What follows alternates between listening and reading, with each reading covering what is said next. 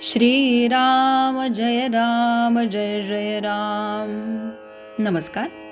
आज दिनांक 15 जानेवारी। आजचा विषय आहे नामात असणे म्हणजे शुद्धीवर असणे। महाराज सांगतात, दारुड्यांच्या मेळाव्यात सारेच दारूच्या धुंदीत असतात, पण त्यातल्या एखादा दारू न प्यालेला असला तर बाकीचे दारुडे त्याला हा शुद्धीवर नाही असे म्हणत असतात। वास्तविक तोच एकटा शुद्धीवर असून बाकीचेच खरे गैरसावध असतात। त्याप्रमाणे आपण सर्वजण विषयात दंग असल्या कारणाने जो नामात असतो त्याला आपण हा शुद्धीवर नाही असे म्हणत असतो। वास्तविक पाहता नामाशिवाय जगात दुसरे सत्य नाही अशी ज्याची दृढ भावना असते तोच खरा शुद्धीवर असतो। आपण मात्र भ्रमात असतो। आपल्याला झालेला हा भ्रम नाहीसा करायला 3 उपाय आहेत। एक सद्विचार, दुसरा सत्संगती आणि तिसरा नामस्मरण।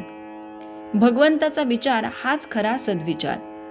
एखाद्या माणसाला म्हटले की तुझे अवयव आणि रंग यांच्याशिवाय ये, तर त्याला येता येणार नाही, कारण तो जिथे आहे तिथे त्याचा रंग आणि अवयव असणारच। त्याचप्रमाणे नाम, संत आणि भगवंत हे एकमेकांना चिकटूनच आहेत। त्यामुळे जिथे नाम आहे तिथे सत्संगती आणि भगवंत असतातच। वासरू घेऊन गेले म्हणजे जशी गाय पाठीमागून आपोआप येते, त्याप्रमाणे नाम घेतले की भगवंत त्यामागे येतोच। आजकाल इतकी यंत्रे निघाली आहेत, मग भगवंताच्या प्राप्तीसाठी संतांनी एखादे यंत्र शोधून काढले नाही का, असा प्रश्न एखाद्याच्या मनात येईल। तर त्याचे उत्तर सोपे आहे। असे यंत्र संतांनी केव्हा शोधून काढले आहे। त्या यंत्राचे नाव आहे राम नाम। हे यंत्र सर्वांना मिळू शकते, सर्वांना वापरता येते, शिवाय ते कधीच गंजत नाही।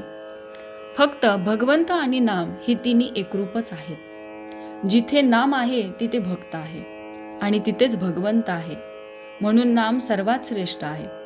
ते नाम अनन्य होऊन आपण घेऊया। नाल्यातून गटारातून पाणी वाहते ते किती घाण असते, पण ते नदीला मिळते आणि ते सागराला मिळते। सागर त्या सर्वांना सागररूप करून टाकतो। तसे मनुष्य कितीही पापी, दोषी, अपराधी असू द्या, त्याने नाम नदीची कास धरली की तो राम सागररूप झालाच म्हणून समजा। भगवंताला विसरणे हे सर्वात मोठे पाप आहे। नामाने भगवंताचे स्मरण होते, म्हणून नामाने पाप नाहीसे होईल। अनाथ शब्द नाथा वाचून नाही आणि नाथाला अनाथा वाचून नाथत्व नाही। राम सर्वांचा नाथ आहे, त्याच्या अखंड स्मरणात आपण राहूया।